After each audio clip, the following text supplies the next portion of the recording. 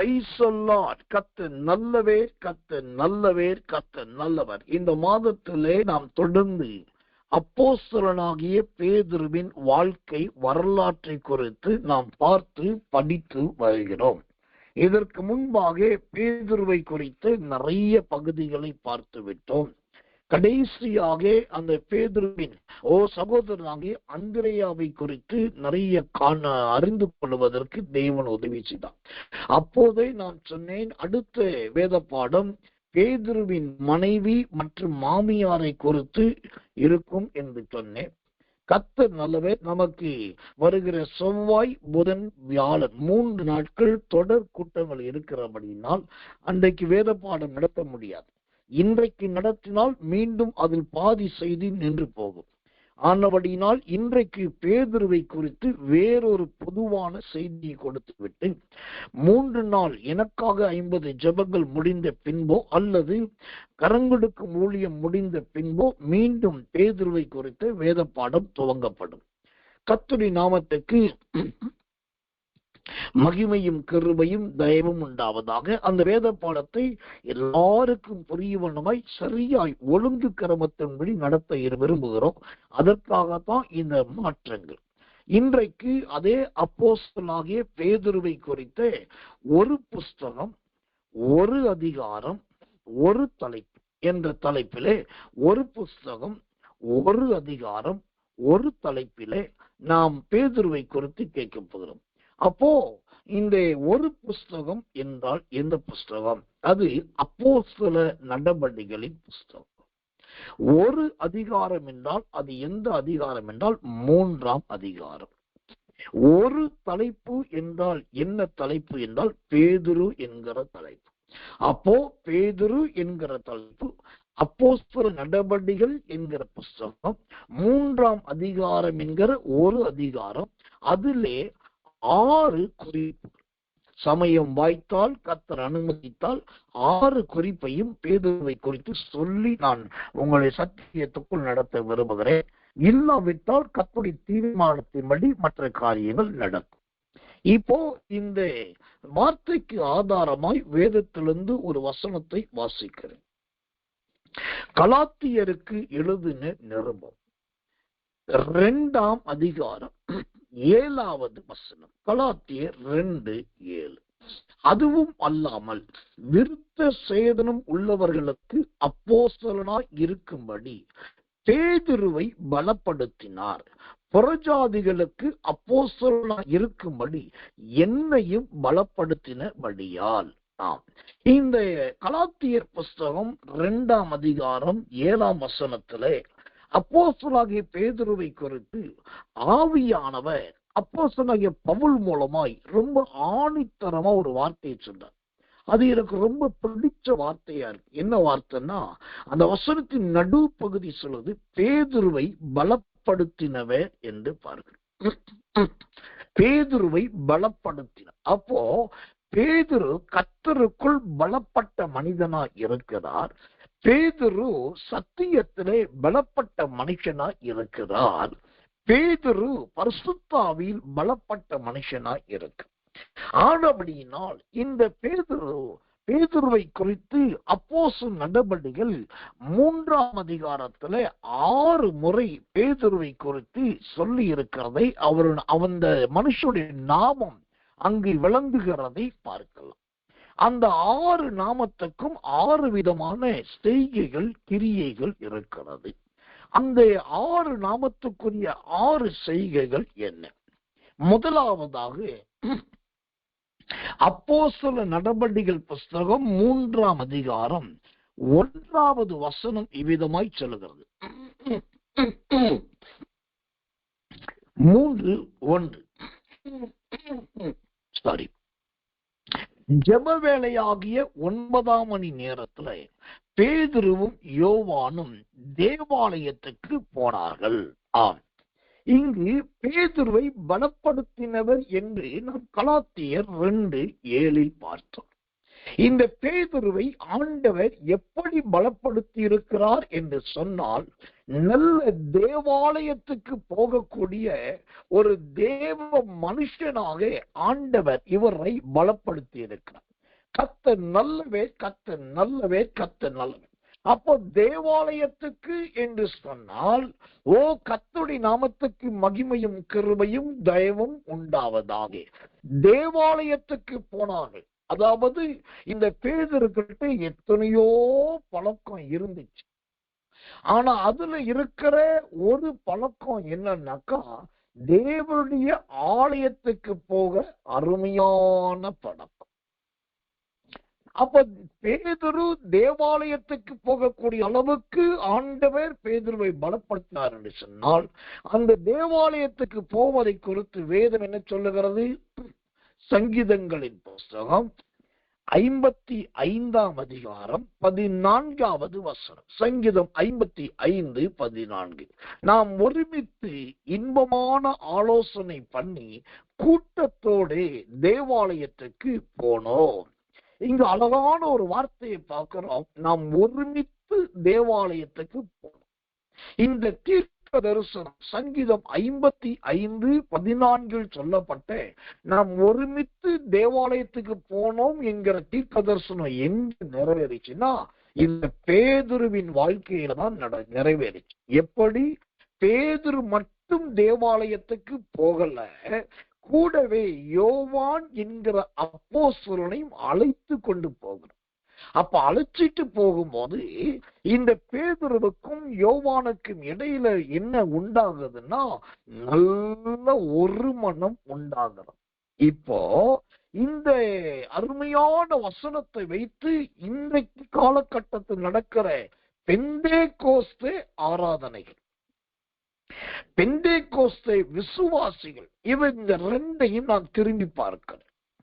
அன்றைக்கு ஆலயத்துக்கு போகும்போது எப்படி போனாங்கன்னா, முதலாவது ஒருமித்து போனார்கள். கணவன், மனைவி, குமாரன், குமாரத்தி. இது நான் வெறும் வார்த்தையா சொல்லல.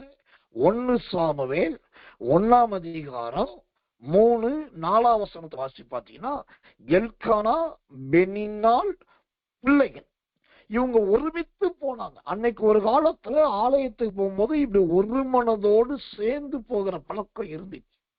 ஆனா இன்னைக்கு வீட்டில் இருக்கிற பொம்பளை பிள்ளைய வேகமா கிளப்பி சண்டே கிளாஸுக்கு போன்னு சொல்லிட்டு முன்னாடி அனுப்பிடுறது. அப்புறம் பையனை கிளப்பிட்டு ஏன் லேட் பண்ணிட்டு போ அப்படின்னு சொல்லிட்டு அதுக்கு அடுத்து அனுப்புறது. அதுக்கப்புறம் அம்மா கிளம்பிட்டு நானும் போக வேண்டாமா, நேரம் ஆயிட்டுக்குள்ள எவ்வளவுதான் வேலை பார்க்கறதுன்னு சொல்லிட்டு 3ஆவதா இவங்க போறது. எல்லாரையும் அனுப்பிட்டு, ஓ கர்த்தர் நல்லவை, யானை வரும் பின்னே மணி ஓசை வரும் முன்னே. ஆனா இவங்க வாழ்க்கையில மணி ஓசை முன்ன வராது. ஓ கர்த்தர் யானை பின்ன வர்ற மாதிரி குடும்ப தலைவர் நினைச்சாரு, எல்லாருக்கும் பின்னாடி போறாரு. ஆனா பேதுருவின் காலத்திலே தேவாலயத்துக்கு போகும்போது முதலாவது ஒரு மனம் இருந்தது. 2வது இந்த ஆலயத்துக்கு போகிற காரியத்துல என்ன இருந்துச்சுன்னா, அந்த சங்கீதம் 55:14 சொல்லுது, நல்ல இன்பம் இருந்தது. அல்லேலூயா. உண்மையை சொல்றேன், இந்த காலத்துல ஜனங்களுக்கு ஆலயத்துக்கு போகும்போது இருக்கிற இன்பத்தை விட திரும்பி வரும்போதுதான் இன்பத்தோட வர்றாங்க. ஏன்னா ஆலயத்துக்கு ஆளாளுக்கு விருப்பத்துக்கு போயிட்டு திரும்பும் போது பாத்தீங்கன்னா கார் பிடிச்சி ஆட்டோ பிடிச்சி நல்ல ஹோட்டல்ல போய் உட்காந்து அங்க உயிரோடு இருக்கிறதெல்லாம் அடிச்சு கொண்டு அதை சாப்பிட்டுட்டு திரும்பி வரும்போது, போகும்போது 4 கிலோல போன ஆட்கள் வரும்போது 8 கிலோல திரும்பி வர்றாங்க. அப்போ அவங்களுக்கு எது இன்பமா இருக்குன்னா, திரும்பி வரும்போது மார்க்கெட்டு போயிட்டு கடைக்கு போயிட்டு ஹோட்டல்ல சாப்பிட்டுட்டு அப்படி வர்றது. ஆனா வேதம் சொல்லுகிறது அப்படி அல்ல. பேதுரு தேவாலயத்துக்கு போகும்போதே இன்பமாய் போனான். அல்லேலூயா. அப்ப ஆலயத்துக்கு போகும்போது ஒரு குடும்பம் எப்படி போகணும்? முதலாவது ஒருமனப்பட்டு போகணும். 2வது நல்ல இன்பத்தோடு போகணும். அதுக்கு இன்னொரு வழிய ஆவியானவர் சொல்றாரு பாருங்க. சங்கீதம் 55:14 ஆலோசனை பண்ணி. ஆலோசனை என்ன? மறுநாள் காலையில ஆராதனைக்கு போறதுக்கு முதல் நாள் நைட்டு எல்லாம் திட்டமிடணும். ட்ரெஸ் எல்லாம் துவைச்சாச்சா, ட்ரெஸ் எல்லாம் அயன் பண்ணியாச்சா, ஓசுத்துற செருப்பெல்லாம் கிளீன் பண்ணியாச்சா, நாளைக்கு என்ன ஆராதனைக்கு எப்படி போறோம், எந்த வண்டியில போறோம், எந்த கார்ல போறோம், எப்படி போறோம் சொல்லி முன்கூட்டியே இந்த குடும்பத்துக்குள்ளேயே ஒருத்தருக்கு ஒருத்தர் நல்ல ஒரு ஆலோசனை இருக்கணும். அது மட்டும் இல்ல, நம்ம மட்டும் போறோமே, பக்கத்து வீட்டுல சுஷிலாவை கூட்டு போவோம், இங்கிட்டு போவோம் ஜான கூட்டு போவோம், அங்கிட்டு வந்த முனியசாமி கூட்டு போவோம், அங்கிட்டு வந்த கருப்பசாமி கூட்டு போவோம் சொல்லி ஒரு ஆலோசனை முதல் நாள் நடக்கணும். இதெல்லாம் ஆலயத்துக்கு போறதுக்கு முன்னாடி இருக்க வேண்டிய ஒழுங்கு. இந்த பேதுரு அப்போஸ்தலர் 3ஆம் அதிகாரத்துல முதலாவது ஆலயத்துக்கு போறார். அப்படி ஆலயத்துக்கு போகும்போது இதெல்லாம் நல்ல நடைமுறையோடு தான் போகிறான். ஓ கர்த்தர் நல்லவை. இப்படி எல்லாம் செஞ்சா ஒரு குடும்பம் ஆலயத்துக்கு எப்படி தெரியுமா போவோம்? சங்கீதம் 55:14 சொல்லி கூட்டமா போவாங்க. இப்ப நிறைய குடும்பங்கள்ல இந்த ஆலயத்துக்கு போறதுல ஒரு மனமும் கிடையாது, நல்ல இன்பமும் கிடையாது, அதை குறித்த ஆவிக்குரிய ஆலோசனையும் கிடையாது. அதனால இங்க கூட்டமா போறது கிடையாது. போகும்போது கைவீசம்மா கைவீசு, கடைக்கு போறேன் கைவீசு அப்படின்னு சொல்லிட்டு வடக்கு பக்கம் பார்த்துக்கிட்டு தெற்கு பக்கம் பார்த்துட்டு போகுது. ஆனா தேவாலயத்துக்கு போகும்போது அப்படி அல்ல. எபிரேயர் 12:1 சொல்வது, உன் கண்கள் நேராய் நோக்க கடவுது. நமக்கு நியமித்திருக்கிற ஓட்டத்துல இயேசுவை நோக்கி ஓட கடவுள். நம்முடைய கண்ணு ஆலயத்துக்கு போகும்போது இயேசுவை நினைச்சுக்கிட்டே போகணும். பேதுருவின் ஜீவியம் இப்படிதான் இருந்தது. இப்போ நான் இதை சொல்லும் போது சிலருக்கு சுருக்கு குத்தும். சிலர் இது என்ன கூட இருந்து பாக்குற மாதிரியே சொல்றாரே, நம்ம வீட்டுல என்ன நடக்குதோ அப்படியே சொல்றாருனாக்கா அதுக்கு ஒரே காரணம் என்ன? நான் பார்த்துட்டு சொல்லல, ஏதோ இமேஜினேஷன் பண்ணி சொல்லல, வசனத்தை அப்படியே விளக்குறேன். எந்த வசனத்தை? சங்கீதம் 55:14. அப்போ இந்த வசனத்தை நீங்க வசனமா வெறும் படிக்காம இது ஒரு ஆலோசனையின் தேவ வசனமா படிச்சீங்கன்னா ஒவ்வொரு வார்த்தையுமே யோசிச்சு படிப்பீங்க. இனிமேலாகுது நீங்க ஆலயத்துக்கு போகும்போது அல்லது நம்முடைய கூட்டங்களுக்கு வரும்போது இந்த சங்கீதம் 55:14 படியாக பேதுருவை போல வாங்க. அப்போ உங்க ஜீவியம் ஆசீர்வதிக்கப்படும், உங்க நிலைமை மகிமையாய் மாறும். கர்த்தர் நல்லவே, கர்த்தர் நல்லவே, கர்த்தர் நல்லவர். இந்த அப்போஸ்தலர் நடபடிகள் புஸ்தகத்துல பேதுருவை குறித்து 2வது சொல்லப்பட்டிருக்கிற, அதாவது பேதுருவை பலப்படுத்தினவர் என்று பார்க்கிறோம். இந்த பேதுரு 2வது எதிலே பலப்பட்ட மனுஷனாய் இருக்கிறார். அப்போஸ்தலர் 3ஆம் அதிகாரம் 3வது வசனம் சொல்கிறது, தேவாலயத்திலே பிரவேசிக்க போகிற பேதுருவையும் யோவானையும் அவன் கண்டு பிச்சை கேட்டான். கர்த்தர் நல்லவே, கர்த்தர் நல்லவே. இங்கு பேதுருவின் ஜீவியத்தை இந்த 3ஆம் அதிகாரத்தில் 2வது பார்க்கும்போது அவன் கண்டு பிச்சை கேட்டான். கர்த்தர் நல்லவே, கர்த்தர் நல்லவே.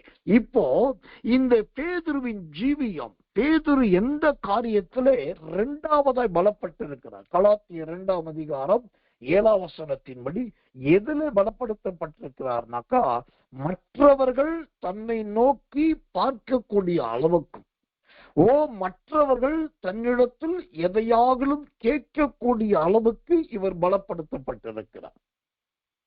என்ன ஒரு அருமையான வாழ்க்கை பாருங்க. கர்த்தர் நல்லவே, கர்த்தர் நல்லவே, கர்த்தர் நல்லவே. எனக்கன்பான தேவ பிள்ளைகளே, இந்த கேட்டான் என்கிற வார்த்தை எதை குறிக்கிறது? கேட்டான் என்கிற வார்த்தை எதற்கு இணையாய் சொல்லப்பட்டிருக்கிறது? ஒன்றை தெரிந்து கொள்ளுங்கள். நம்மை பார்த்தால் சுற்று மற்றவர்கள் விலகி போகக்கூடிய அளவுக்கு நாம் இராதபடிக்கு, அவர்கள் நம்மை உற்று பார்க்கக்கூடிய அளவுக்கும், அதை நம்மிடத்தில் வந்தால் ஏதோ ஒரு உதவி கிடைக்கும் என்று சொல்லக்கூடிய அளவுக்கும் நம்முடைய ஜீவியம் காணப்பட வேண்டும். மற்றவர்கள் பார்வையிலே நாம் ரொம்ப அற்பமா, கர்த்தர் நல்லவே, நம்ம ரொம்ப சொற்பமா இருக்கக்கூடாது. கூடுமான வரைக்கும் மற்றவர்களால் நாம் என்ன செய்ய வேண்டும்? சிந்திக்கப்படக்கூடிய அளவுக்கு காணப்பட வேண்டும். அது ரொம்ப முக்கியம், ரொம்ப அவசியம். எனக்கன்பான தேவ பிள்ளைகளே, இப்ப முதல்ல இந்த பேதுரு முதலாவது தேவாலயத்துக்கு போகிற மனுஷனாய் நல்ல பலப்படுத்தப்பட்ட மனிதராய் காணப்படுகிறார். கர்த்தர் நல்லவே, கர்த்தர் நல்லவே. இரண்டாவது இவரை ஒரு பிச்சைக்காரன் என்ன செய்யறான், பார்க்கக்கூடிய அளவுக்கு. இரண்டாவது அந்த பேதுருவை பார்த்து கேட்கக்கூடிய அளவுக்கு இந்த பேதுருவின் ஜீவியம் இருக்கிறது. அப்போ இவனை பார்த்த உடனே கேட்கிறார்னாக்கா அந்த பேதுருவின் நடக்கை, அவருடைய காரியம் சுதந்திரம் எவ்வளவு ஒரு எதிர்பார்ப்பா இருக்கிறது, எவ்வளவு பெரிய சுதந்திரம் ஒரு சாட்சியா இருக்கிறது என்பதை கவனிங்க. ஓ கர்த்தர் நல்லவே, கர்த்தர் நல்லவே, கர்த்தர். எனக்கன்பான தேவ பிள்ளைகளை, நம்முடைய ஒரு கிறிஸ்தவர்கள் தேவ பிள்ளைகள் எப்போதும் கற்றுக்கொள்ள வேண்டிய ஒரு அடிப்படை சத்தியத்தை உங்களுக்கு சொல்றேன். நீங்க வெளியில போகும்போது, வீட்டை விட்டு வெளியில போகுது, கடைக்கு போனால், மார்க்கெட் போனா, ஊழியத்துக்கு போனா, ஜெபத்துக்கு போனா, ஆலயத்துக்கு போனா, ஆராதனைக்கு போனா, எந்த விஷயத்துக்கு வீட்டை விட்டு வெளியே போனாலே தான தர்மத்துக்கு என்று ஏதாகிலும் ஒன்றை கையிலே எப்போதும் வைத்துக் கொள்ளுங்கள். அது ஒரு எளிய ஒரு ஊழியமாய், அது ஒரு பகுதி ஊழியமாகவே செய்யுங்க. சில நேரம் நீங்க அப்படி ஆயத்தமா போவீங்க, நல்ல மனிதர்கள் வரமாட்டாங்க, உத்திராட்ச கொட்டைய போட்டுக்கிட்டு, நெத்தில நல்ல பட்டையை அடிச்சுக்கிட்டு, அதுக்கு மேல குங்குமத்தை வச்சுக்கிட்டு சில வருவா, சில பெண்கள் வருவாங்க. அப்போ நம்ம யாரையும் பார்க்கலையே, இவ்வளவு உத்திராட்ச கொட்டையும் பட்டையும் சுதந்திரம் பொட்டும் விபூதி வச்சிருக்காங்க, இவனுக்கு கொடுக்கலாமான்னாக்கா வேதம் சொல்கிறது நன்மை செய்ய படியுங்கள் என்றுதான் இருக்கிறத தவிர வெள்ளை டிரெஸ் போட்டவனுக்கு பண்ணு, வெள்ளை டிரெஸ் போடாதவனுக்கு பண்ணு என்பது கிடையாது. பாவம் செய்கிறவர்களுக்கு நாம் கொடுக்க கூடாது. குடிச்சிட்டு படுத்து கிடக்கிறான், கண்ணுக்கு முன்னாடி சிகரெட் அடிச்சிட்டு இருக்கிறான், இல்லாட்டி நல்ல சூத்திரம் பான் பராக்கு போட்டு அவன் போதை ஏற்றிட்டு இருக்கான். இப்படிப்பட்ட ஆட்களுக்கு தான் அவாய்ட் பண்ணுமே தவிர நாம் தான தர்மம் பண்ணுவதில்லை. எந்த விதத்திலும் கர்த்தர் நல்லவே, நாம் பட்சபாதம் பார்க்கவே கூடாது. அவங்க இந்துவா இருக்கலாம், முஸ்லிமா இருக்கலாம், கிறிஸ்டியனா இருக்கலாம், உத்திராட்ச கொட்டையை போட்டு இருக்கலாம், இல்லாட்டி கழுத்துல இயேசுவின் படத்தை தொங்கலாம். ஏதோ நாம் அவங்களுக்கு ஏதோ ஒண்ணு பண்ணணும். நான் சில நேரம் இப்படி பண்ணும்போது சில இந்த கிளாஸ் கேள்வி கேட்பாங்க, அவங்களுக்கு போய் பண்றீங்களே, ஏன் அப்படிப்பட்ட மார்க்கத்தாருக்கு பண்றீங்க? நான் ஒண்ணு சொல்லுவேன், என்னைய ஆண்டவர் இப்படி தெருவா அலைய விடணும். ஒரு படத்தை தொங்க விட்டுக்கிட்டு, ஒரு உத்திராட்ச கொட்டையும் ஏதோ ஒண்ணு போட்டுக்கிட்டு, கையில ஒரு பாத்திரத்தை திருவோடு வச்சுக்கிட்டு போற அளவுக்கு என்னை விடல. அந்த மாதிரி விடாததுனாலயே நான் அந்த மனுஷனுக்கு செய்யறேன். அவன் இன்னைக்காவது ஒரு நாள் என்னைய போல மாறணும். அவன் முழுவதும் மாற்றக்கூடிய பணம் பலம் எனக்கு கிடையாது. ஆனா நான் ஒரு 50 ரூபாய் அந்த பிச்சைக்காரனுக்கோ, அந்த தர்மம் எடுக்கிறவர்களுக்கோ ஒரு 50 ரூபாயோ ஒரு 100 ரூபாயோ மனம் திறந்து அவங்க கூப்பிட்டு அவங்க கையில கொடுக்கும் போது நான் ஜோமனிட்டே கொடுக்கிறேன். என்னன்னா, சீக்கிரம் இந்த மனுஷன் என்னை போல மாறணும், இந்த மனுஷி என்னை போல மாறணும். நான் அதிகமா கொடுக்கிறேன் என்பதற்காக கொடுப்பது கிடையாது. ஏற்கனவே நம்முடைய ஜனங்களுக்கு கொடுக்கறதுல நான் சொல்லி கொடுத்திருக்கிறேன். ஹோட்டல்ல போய் சாப்பிட்டாக்கா சப்ளையருக்கு நீங்க கொடுக்கறத விட அந்த டேபிள் கிளீனருக்கு கொடுக்கறது தான் அதிகமா இருக்கும். சப்ளையருக்கு 10 ரூபாய், 20 ரூபாய், 30 ரூபாய், 5 பேர் 6 பேர் சாப்பிட்டு ஒரு 50 ரூபாய் கொடுக்கலாம். ஆனா அதே சமயத்துல டேபிள் துடைக்க வருகிற அந்த பையனோ ஆம்பளையோ பொம்பளையோ அவங்களுக்கு ஒரு 100 ரூபாயோ 200 ரூபாய் கொடுத்து பாருங்க, அவங்களுக்கு ஒரு நாள் குடும்ப செலவாயிருந்திருக்கும். கடந்து போகட்டும். இப்போ இந்த பேதுருவின் ஜீவியம் இரண்டாவது எதுல பலப்படுத்தப்பட்டிருக்காருன்னா, மற்றவர்கள் பார்க்கக்கூடிய அளவுக்கு, மற்றவர்கள் தன்னிடத்தில் கேட்கக்கூடிய அளவுக்கு. இதுல ஒரு பெரிய ஒரு அற்புதம் என்ன தெரியுமா? பேதுரு பெரிய ஊழியக்காரர், பெரிய அப்போஸ்தலர். இப்பதான் 2ஆம் அதிகாரத்துல 3000 பேரையும் 5000 பேர் ரட்சிப்புக்கு நடத்தியிருக்காரு. இப்போ அவர் வந்து நிக்கிறதே சாலமோன் மண்டபத்தில் நிற்கிறார். அவ்வளவு பெரிய மனுஷன். ஆனா அந்த பேதுருவை பார்க்கறதுக்கு ஆண்டவர் யார அனுமதிச்சார் தெரியுமா? பிச்சைக்காரனை அனுமதிச்சார். பிச்சைக்காரன் வார்த்தையை பொதுவா நான் பயன்படுத்துறது கிடையாது. எப்பயுமே தர்மம் எடுத்து படைக்கிறது தான் சொல்லுவேன். இன்னைக்கு அது அவ்வளவு ஆணித்தரமா சொல்றதுக்கு காரணமே அப்போஸ்தலர் 3:2 3 அங்கே பிச்சை கேட்டான் என்று பிச்சை தான் எழுதுது. இப்ப கவனிங்க, அவ்வளோ பெரிய ஊழியக்காரனை நோக்கி பார்க்கறதுக்கு ஒரு ராஜாவை ஆண்டு நியமிக்கல. அவ்வளோ பெரிய அப்போஸ்தலன்ட்ட போய் கையேந்தி சொல்ற ஆலோசனை கேட்கறது, உதவி கேட்கறதுக்கு ஒரு மற்றவங்களை ஆண்டு அனுமதிக்கல. ஒரு சாதாரண பிச்சை கேட்டு கொண்டிருக்கிற மனுஷனை ஆண்டு அனுமதிச்சார். இது எதை குறிக்கிறது? பேதுருவே, நீ அப்போஸ்தலனாகி விட்டாய். பேதுருவே, நீ ஜனங்களை ரட்சிக்க ஆரம்பித்து விட்டாய். பேதுருவே, நீ நிறைய அற்புத அடையாளங்களை செய்ய ஆரம்பித்து விட்டாய். பேதுருவே, உன் செய்தியை கேட்க ஒரு கூட்டம் ஆயத்தமாகி விட்டது. அதெல்லாம் உண்மைதான். உன்னுடைய உள்ளான மனுஷன் எப்படி இருக்கிறான்? வெளித்தோற்றத்திலே நீ அப்போஸ்தலன், வெளித்தோற்றத்திலே நீ பேதுரு, வெளித்தோற்றத்திலே நீ சீமோன், வெளித்தோற்றத்திலே பிரசங்கியார், வெளித்தோற்றத்திலே அற்புத அடையாளம் செய்கிறவன். ஆனா உள்ளான மனுஷன் எப்படி இருக்கிறான்? கர்த்தர் சோதிக்கிறார். அந்த கர்த்தருடைய சோதனைக்கு இந்த பேதுரு தப்பினார். எப்படி தப்பினார்?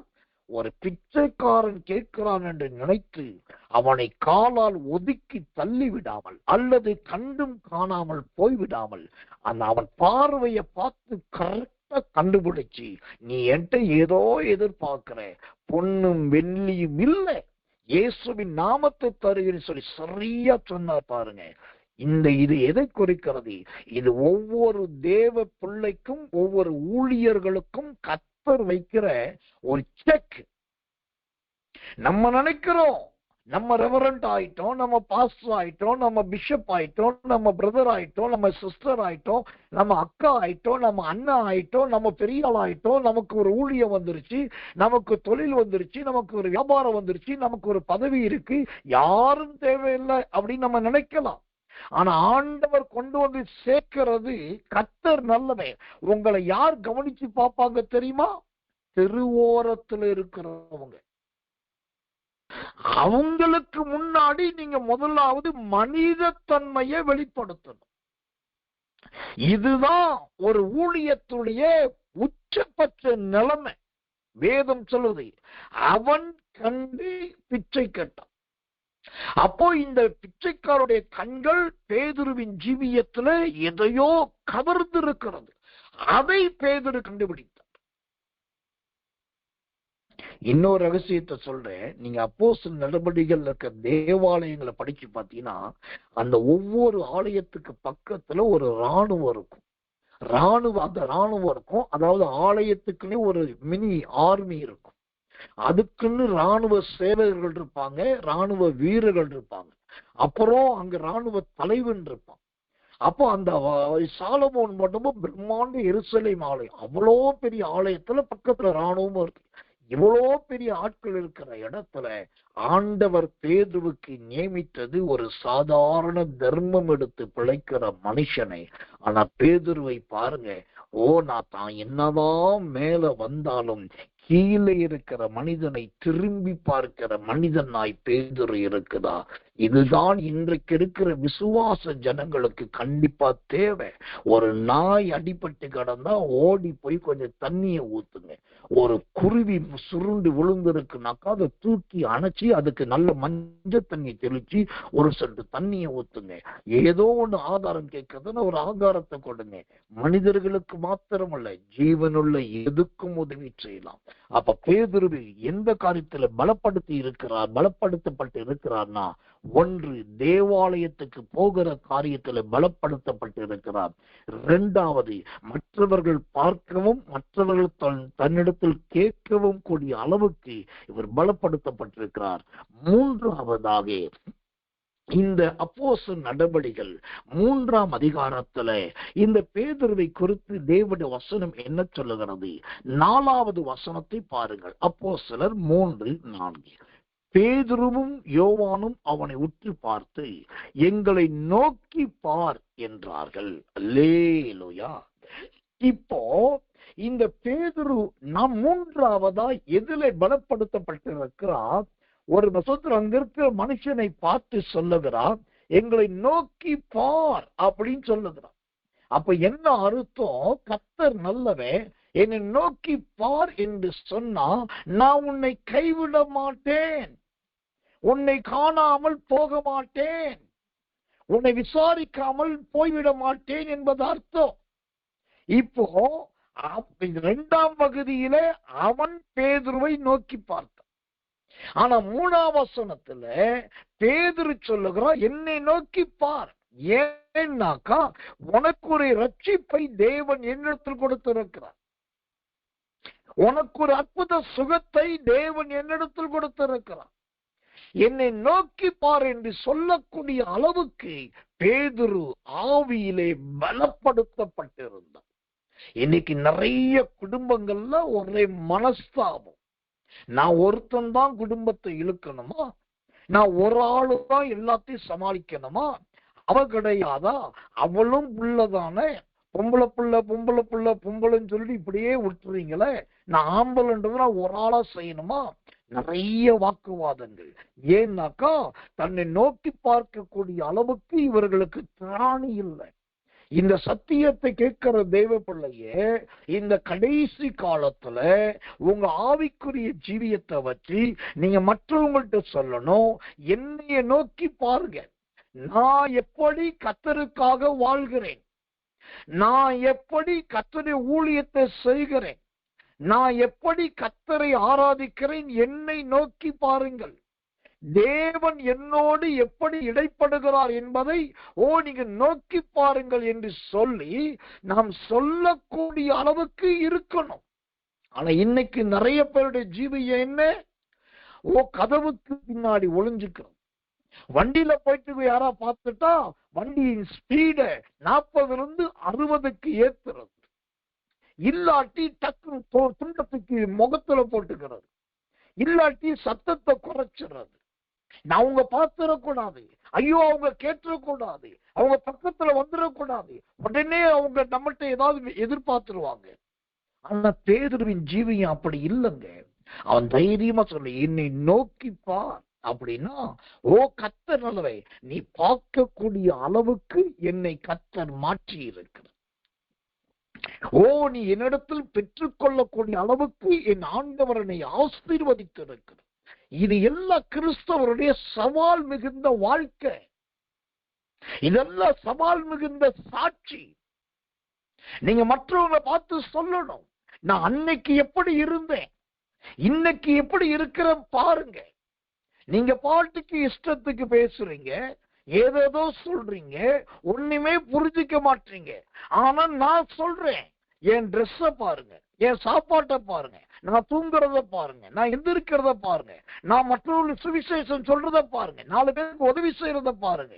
நான் முன்னாடி அப்படி இல்லையே, நான் தெருவோர மனுஷனா கடந்தேன், சோத்திரம் மீன் பிடிக்கிறவனா இருந்தேன், வளதான் என் வாழ்க்கை, படகுதான் என் ஜீவியம், தண்ணிதான் என் கண்ணு, இப்படி இருந்த என் வாழ்க்கை இன்னைக்கு ஆலயம்தான் என் வாழ்க்கை.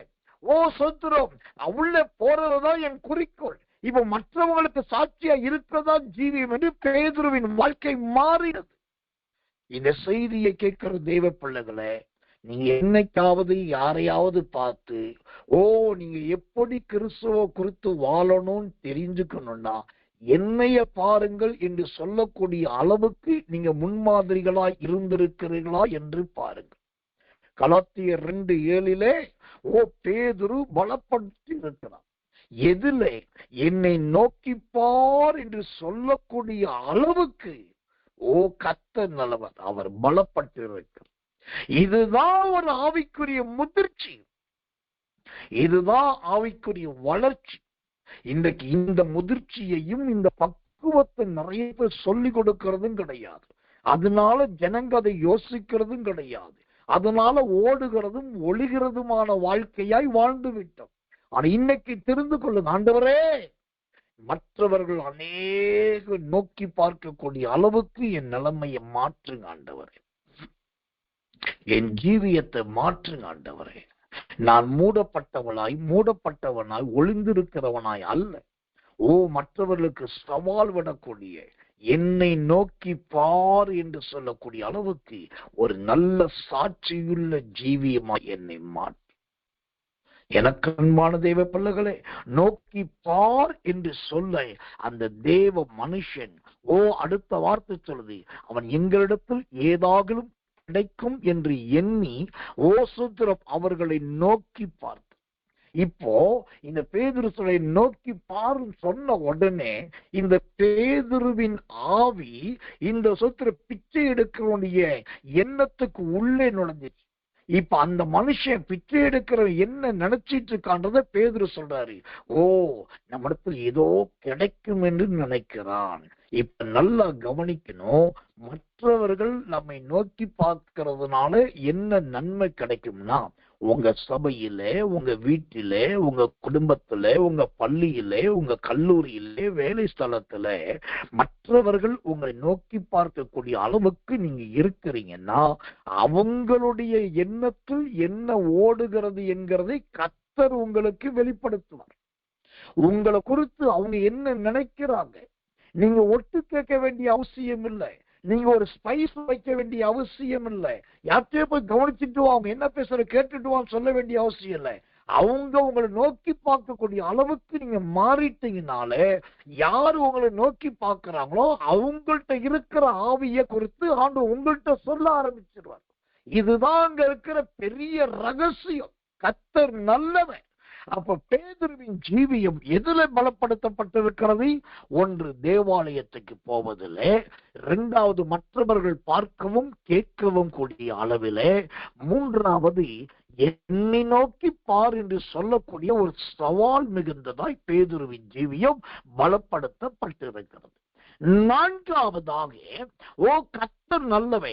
இந்த பேதுருவின் ஜீவியம் எதிலே பலப்படுத்தப்பட்டிருக்கிறது? ஒரு வித்தியாசமான வார்த்தையை உங்கள்கிட்ட காண்பிக்கிறேன். அப்போஸ்தலர் நடபடிகளின் புஸ்தகம் 3ஆம் அதிகாரம் 6வது வசனத்தை வாசிக்கிறேன். ஜெபத்தோடு கவனிகள்.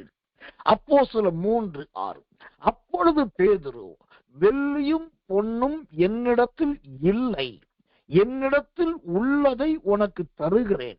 நசரேயனாகிய இயேசு கிறிஸ்துவின் நாமத்தினாலே நீ எழுந்து நட என்று சொல்.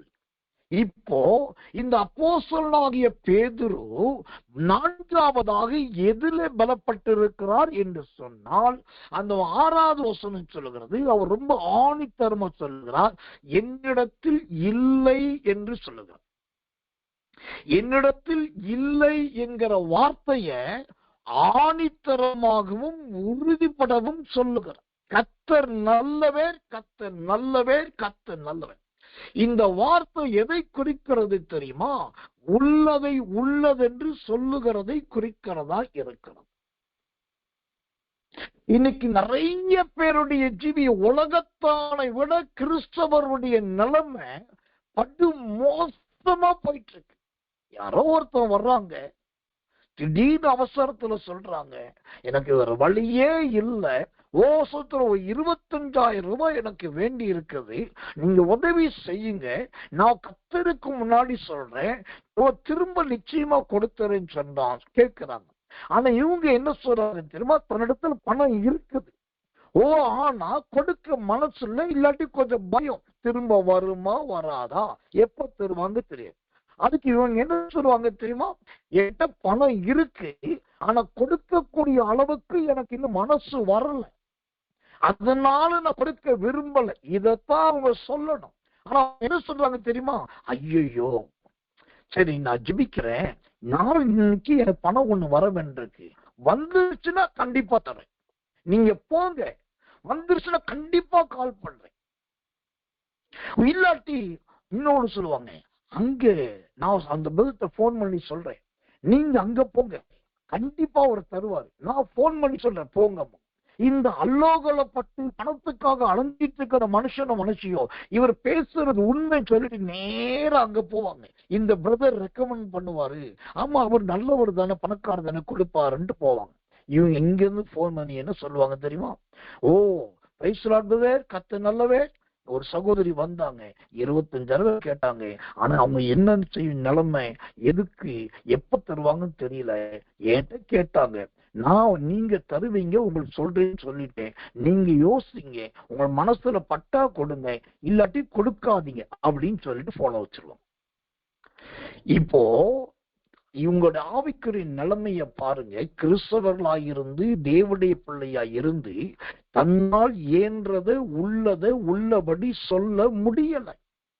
பேதுரு தைரியமா சொல்லுகிறார், என்னிடத்தில் இல்லை என்று சொல்லுகிறார். இல்லாததை இல்லைன்னு சொல்லக்கூடிய, முடியாததை முடியாதுன்னு சொல்லக்கூடிய ஒரு பக்குவம் முதலாவது விசுவாச மக்களுக்கு வரணும். இந்த சரி கட்டுறது, மூடி மறைக்கிறது, ஒரு தப்பக்கட்டு கட்டுறது, தாக்கு போக்கு சொல்றது, யாரையோ அலைய வைக்கிறது, இல்லாட்டி ஏமாத்துறது, வேற ஒரு காரியத்தை பண்றது, இது எல்லாமே நம்முடைய தலையில பெரிய சாபத்தை கொண்டு வரும். அந்த பேதுரு வார்த்தையை பார்த்து நானே அதிர்ந்து போயிட்டேன். அவர் சொல்ல, என்னிடத்தில் இல்லை. ஆனா அந்த சொல்ற மனுஷன் எப்படிப்பட்ட மனுஷன் தெரியுமா?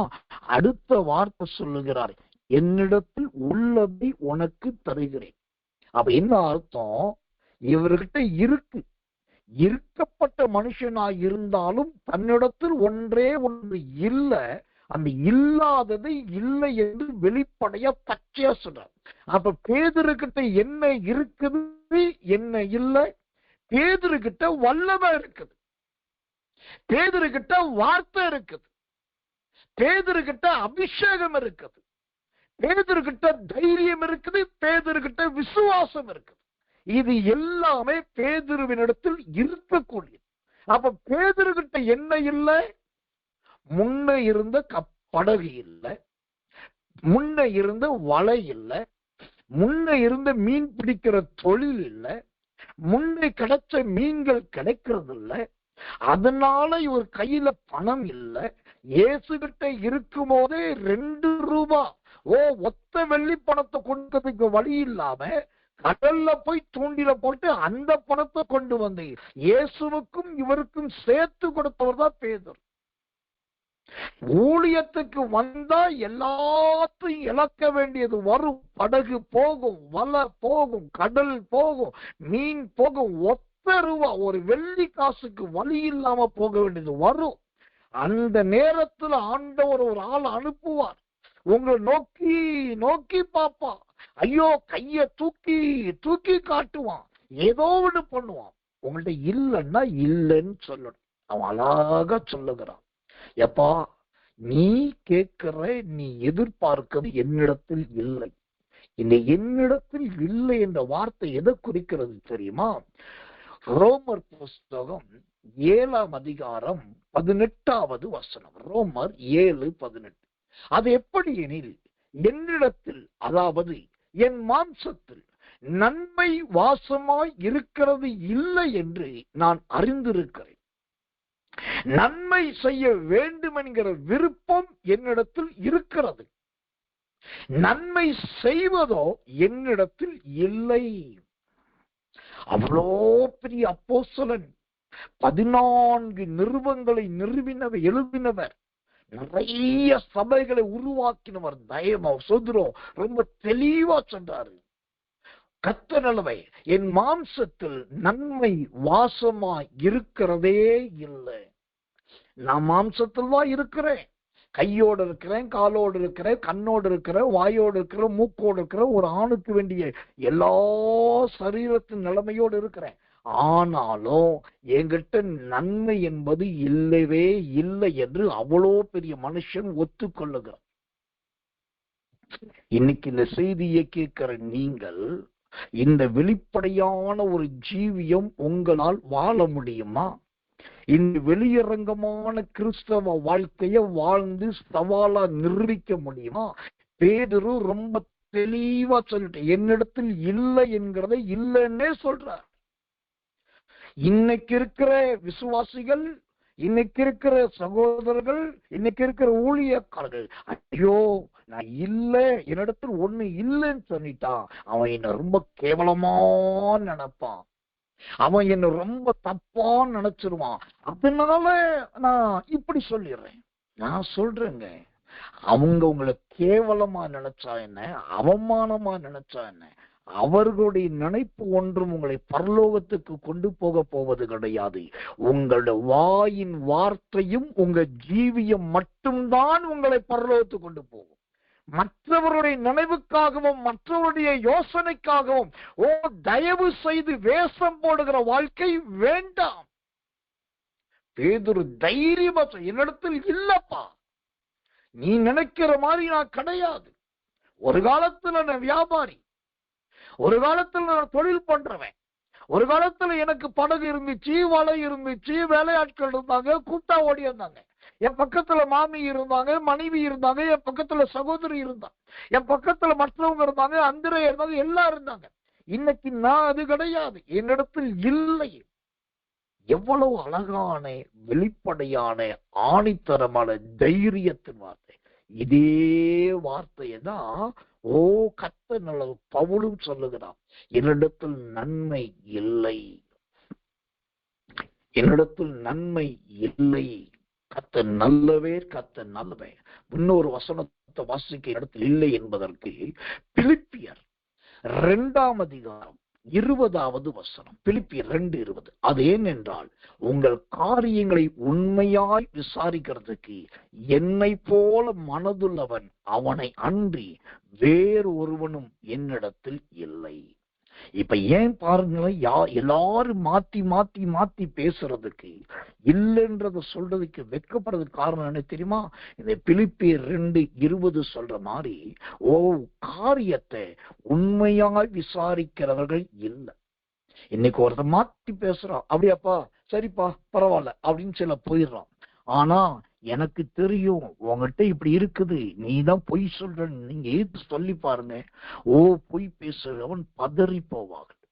ஊழியக்காரனாக நான் சொல்றேன், நீங்க எவ்வளவு பெரிய ஆளா இருந்தாலும், எவ்வளவு பெரிய நன்மை பெற்றவர்களா இருந்தாலும், இல்லை என்று சொல்லுவதை, இல்லாத போது இல்லை என்பதை சொல்லுவதற்கு வெட்கப்படாதீர்கள்.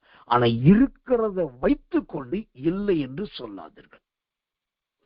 மாய்மால வார்த்தைகள் வேண்டாம், மிதமிஞ்சிய வார்த்தைகள் வேண்டாம், பொய்யும் புரட்டும் வேண்டாம். திரும்பவும் நான் சொல்லிடுறேன், நம்மளை தப்பா நினைப்பான், கேவலமா பேசுவோம், யார்கிட்டயா போய் எதை சொல்லிட்டு, நான் சொல்லட்டும்ன்றேன், உங்களை தப்பா நினைக்கட்டும்ன்றேன், நீங்க அசிங்கப்படணும்ன்றேன். ஏன்னாக்கா இந்த அசிங்கமும் இந்த அவமானமும் அவர்கள் தப்பும் தான் உங்களை தேவனுக்கு முன்பாக அப்பழுக்கற்ற நீதிமானாய் மாற்றுகிறது. அவர்களுடைய நினைவும் பேச்சும் அல்ல, அவங்க அப்படி நினைக்கிறப்பெல்லாம் நீங்க உத்தமத்தை காட்டுறீங்க பாருங்க, அதுதான் உங்களை தேவனுக்கு முன்பாக நீதிமானாய் மாற்றுகிறது. மற்றவர்கள் தப்பா நினைச்சா நினைக்கட்டும், உள்ளதை உள்ளதென்று சொல்லுங்க, இல்லாததை இல்லாதது என்று சொல்லுங்க, அதுதான் தேவ பிள்ளைகளுக்கு அடையாளம். இது பேதுருவின் ஜீவியத்தில் அவர் பலப்பட்டதற்கு 4வது அடையாளம். இந்த பேதுரு கலாத்தியர் 2 அதிகாரம் 7 வசனத்தின்படி நல்ல பலப்பட்டு இருப்பதற்கு அடுத்த காரியம் என்ன தெரியுமா? அந்த அப்போஸ்தலர் நடபடிகள் புஸ்தகம் 3 அதிகாரம் 11வது வசனம். அப்போஸ்தலர் 3:11. குணமாக்கப்பட்ட சப்பானி பேதுருவையும் யோவானையும் பற்றி கொண்டிருக்கையில் ஜனங்கள் எல்லாரும் பிரமித்து சாலமோன் மண்டபம் என்னப்பட்ட மண்டபத்திலே அவர்களிடத்திற்கு ஓடி வந்தார்கள். அல்லேலூயா. பிரதர், சிஸ்டர், கவனிங்க, இந்த பேதுரு முத தேவனுடைய ஆலயத்துக்கு போறதுக்கு தான் பிரிப்பேர் ஆனார். அத கர்த்தர் பார்த்தார், இந்த பேதுருவை மகிமையா மாற்றினார். இப்ப 5வது என்ன நடக்குது? பேதுருவை தேடி ஜனங்கள் ஓடி வருகிறார்கள். இவர் தீர்க்கதரிசி, இவர் அப்போஸ்தலர், இவர் கண்டனம் பண்ணுகிறவர், இவர் போதிக்கிறவர், அளவாய் கற்றுக் கொடுக்கிறவர், இவர் நல்ல பிரசங்கம் பண்ணுவார், இவர் ஜெபிப்பார், இவர் நிழல் பட்டா சுகமாகும், இவர் கை நீட்டின அபிஷேகம் கிடைக்கும் சொல்லி அவரை தேடி ஜனங்கள் ஓடி வந்தார்கள். அல்லேலூயா. இந்த கடைசி காலத்துல ஒரு தேவ மனுஷனுடைய வாழ்க்கை இப்படிதான் இருக்கணும். நம்ம வீடு வீடா ஆளா இடம் பார்த்து தொழிற்சாலை பார்த்து வேலை ஸ்தலம் பார்த்து நாம் ஓடுகிறவர்களாய் இருக்கவே கூடாது. நம்மை பார்த்து ஜனங்கள் ஓடி வரக்கூடிய அளவுக்கு நாம் இருக்க வேண்டும். இதுதான் பேதுருவின் பலப்படுத்தப்பட்ட 5வது அனுபவம். கர்த்தர் நல்லவே, கர்த்தர் நல்லவே, கர்த்தர் நல்லவே. இப்ப ஜனங்க பேதுருவை தேடி ஓடி வர்றாங்க. இந்த ஜனங்க பேதுருவை தேடி ஓடி வர்றதுக்கு என்ன காரணம் தெரியுமா? அதுக்கு ஆதாரம் அதே வசனம். அப்போஸ்தலர் 3:11 அதே வசனம் சொல்லுது, குணமாக்கப்பட்ட சப்பானி பேதுருவும் யோவானையும் பற்றி கொண்டிருக்கையில் ஜனங்கள் எல்லாரும் பிரமித்தார்கள். இப்போ ஜனங்க ஓடி வர்றது காரணம் என்ன தெரியுமா? ஒரு சப்பானியா இருந்தவன். இப்போ இங்க வார்த்தை நீ நல்லா கவனிக்கணும். இவனை குறித்து சொல்லுது பிச்சைக்காரன் சொல்லி, இப்ப வசனம் சொல்லுது அவன் சப்பானின்னு சொல்லுது. இப்ப பிச்சைக்கார தன்மை அவனை விட்டு போயிடுச்சு. அடுத்தது சப்பானி தன்மையும் போயிடுச்சு. இப்ப அவன் எப்படி ஆயிட்டான்? 2 அப்போஸ்தலர்கள், வலது பக்கத்துல பேதுரு, இடது பக்கத்துல யோவான் அப்போஸ்தலன். 2 அப்போஸ்தலருக்கு நடுவிலே இவனும் ஒரு மனுஷனாயிருக்கிறான் ஐயா. எல்லாரும் பாக்குறாங்க, என்னப்பா இது, இவன் பிச்சைக்காரன் நினைச்சோம், கர்த்தர் நல்லவே சப்பானி நினைச்சோம், ஆனா இந்த 2 அப்போஸ்தலருக்கு நடுவுல நிக்கிறான். கர்த்தருடைய ஊழியக்காரனாக நான் சொல்றேன், உங்களை தேடி ஜனங்க வரணும், உங்க சொந்தக்காரன் வரணும், உங்க மச்சான் வரணும், மாமன் வரணும், உங்க கோவிச்சிட்டு போனவங்க வரணும், சண்டை போட்டு பிரிஞ்சவங்க வரணும்.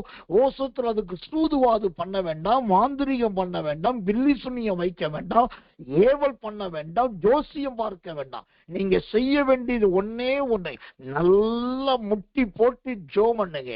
என்னை மூலமாக யாரையாவது தொடுங்க ஆண்டவரே, ஏன் மூலமாவது யாரையாவது ரட்சிங்க ஆண்டவரே, ஏன் மூலமாக யாரையாவது விடுதலையாக்க ஆண்டவரே. அழுங்க, நல்ல கதறுங்க. நல்லத்தின் எஸ்எஸ்கே சாமுவேலால மட்டும்தான் சுகமாக்க முடியும், எஸ்எஸ்கே சாமுவேலால மட்டும்தான் பிரசங்கம் பண்ண முடியும் நீங்க நினைச்சீங்கன்னா அது முட்டாள்தனம். எஸ்எஸ்கே சாமுவேலால் மட்டும் அல்ல, இந்த சத்தியத்தை கேட்கிற உங்களாலும் இப்படி போதிக்க முடியும், உபதேசிக்க முடியும், உங்களாலும் ஊழியம் செய்ய முடியும். அப்போ அழுங்க, கதறுங்க, ஆண்டவர்கிட்ட கேளுங்க, ஏன் மூலமா யாரையாவது தொடுங்க ஆண்டவரே, அவங்க வாழ்க்கை மாறும் ஆண்டு கேட்டு பாருங்க. உங்களை வச்சு உங்க ஏரியாவில நீங்க போன இடத்துல, பேதுரு ஆலயத்துக்கு போன இடத்துல நினைச்சு போன இடத்துல கிரியை நடக்கும். ஒரே ஒரு நபர் உங்களால அற்புத சாட்சிய தொடப்பட்டுட்டாக்கா, ஒரு ஊழியக்காரனா சொல்றேன், உங்களை தேடி ஜனங்க ஓடி வர ஆரம்பிச்சிருவாங்க. இந்த பேதுருவின் பலப்படுத்தப்பட்ட ஜீவியம் 5வதாக தன்னை தேடி ஜனங்கள் ஓடி வரக்கூடிய அளவுக்கு இவர் பலப்படுத்தப்பட்டார். இவர் ஜனங்களை தேடி ஓடவில்லை. அப்போஸ்தலர் நடபடிகள் நீங்க நல்லா படிச்சு பார்க்கலாம். 1 அதிகாரம், 2 அதிகாரம், 3 அதிகாரம், 4 அதிகாரம், 5 அதிகாரம், 6 அதிகாரம், 7 அதிகாரம், 8 அதிகாரம், 9 அதிகாரம், 10 அதிகாரம், 11 அதிகாரம், 12 அதிகாரம் வரைக்கும் படிச்சு பாருங்க. பேதுருவை தேடிதான் சீசர்கள் வந்தாங்க, பேதுருவை தேடிதான் போர்ச்சர்கள் வந்தாங்க, பேதுருவை தேடிதான் அதிகாரிகள் வந்தாங்க, பேதுருவை தேடிதான் ஜனங்க வந்தாங்க, பேதுருவை தேடிதான் தூதன் வந்தான்.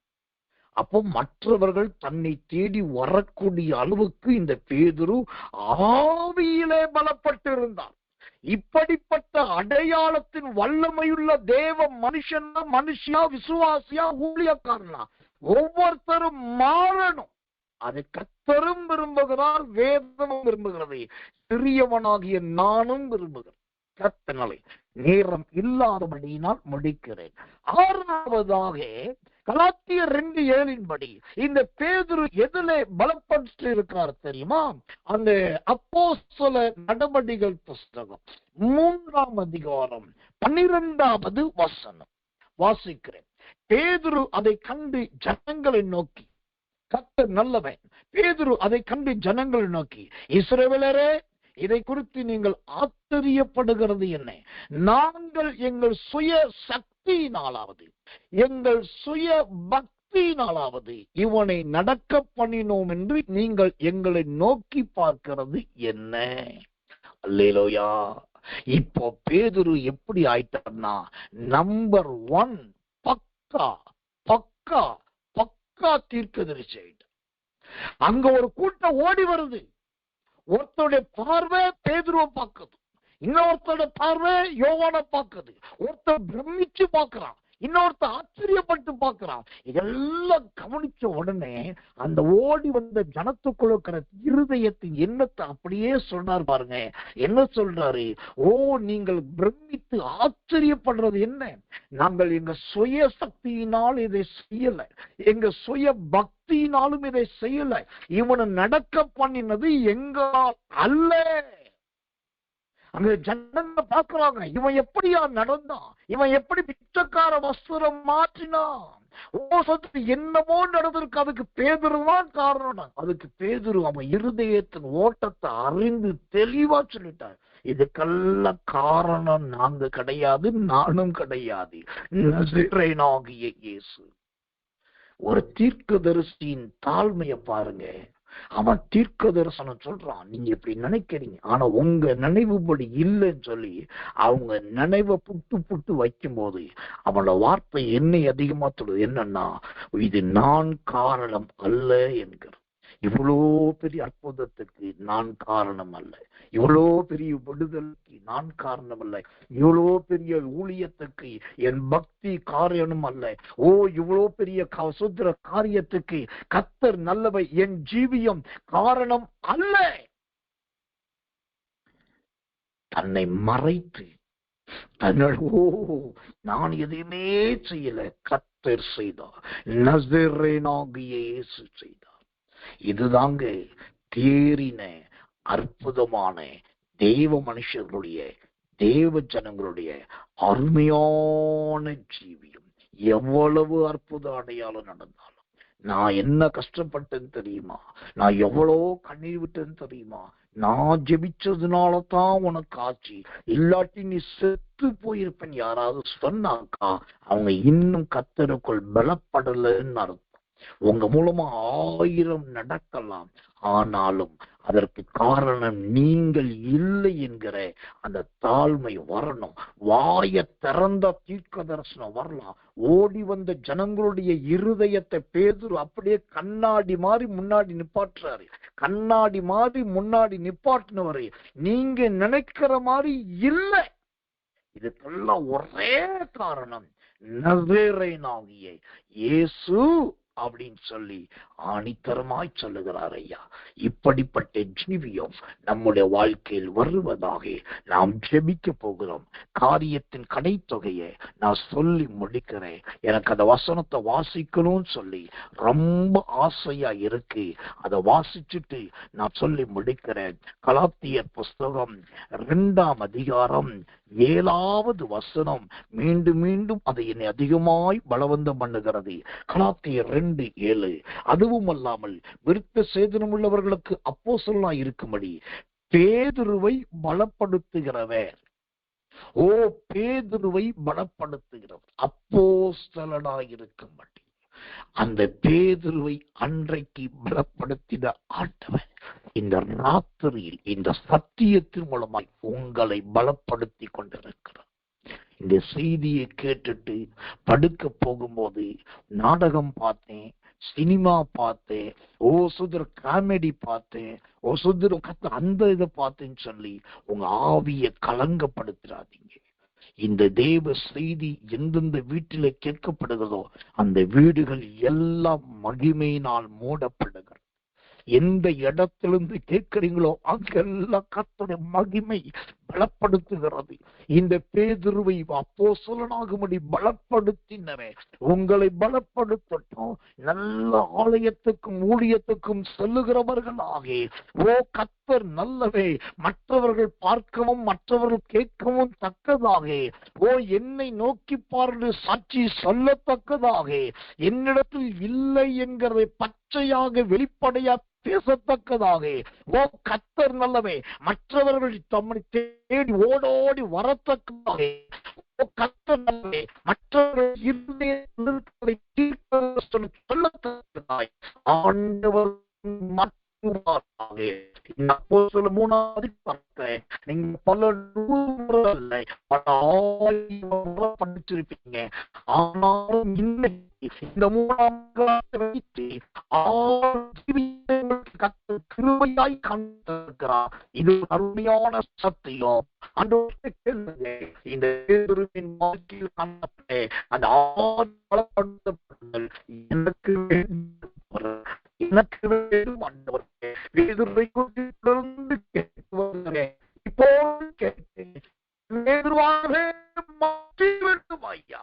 எல்லார கண்களையும் நோக்கி சதுரமண்டவோ கவனியுங்கள்.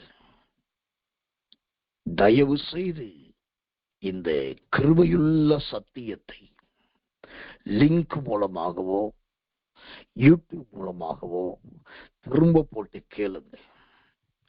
எல்லாரையும் கேட்க சொல்லுங்க. எஸ்எஸ்கே சாமுவேல் மட்டும் நீங்க ஊழியக்காரனா இருந்தா பத்தாது, நீங்க ஒரு அப்போஸ்தலனா மாறணும். மாறணும். ஒரு அப்போஸ்தலனா மாறணும். உங்க குடும்பத்துக்கு முதலாவது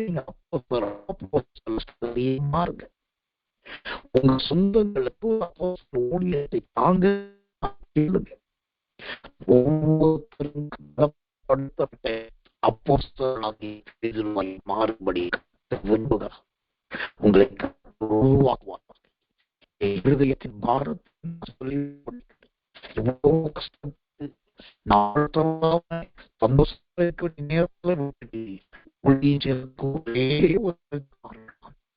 சிலரையாவது இழைத்தர முடியாதா, சிலையாவது தட்டிவிட முடியாதா, சிலையாவது உருவாக்க முடியாதா? நாம் செத்ததுக்கு அப்புறம் இந்த ஊழியத்து மூலமா ஒரு ஊழியர்களா மாறிட மாட்டாங்களா? அது ஒண்ணுதான் என்னுடைய பார். அதுக்காகத்தான் சத்தியத்தை சத்தியமா பேசிட்டு ஜனங்களை சிரிக்க வைக்கிறதும் அல்லது இருதயத்துக்கு ஏற்றபடி பேசுகிறதும் என் நோக்கம் அல்ல. இந்த கடைசி காலத்துல வேதத்தின் மகத்துவங்கள் பேசப்பட வேண்டும். வேதத்தின் அந்தரங்கங்கள் வெளியரங்கமாக்கப்பட வேண்டும். இதுதான் வழி, இது நடவுங்கள் என்கிற சொல்லுகிற சத்தம் ஒவ்வொருவருக்கும் உண்டாக வேண்டும். எல்லாரும் சீமோனாய் மாறணும், எல்லாரும் பேதுருவாய் மாறணும், எல்லாரும் சீசர்களா மாறணும், எல்லாரும் அப்போஸ்தலர்களா மாறணும். இதுக்கு தனி கிடையாது. என்னையும் பலப்படுத்தும் என்று ஆண்டவர் பலப்படுத்துவார். திரும்ப செய்தி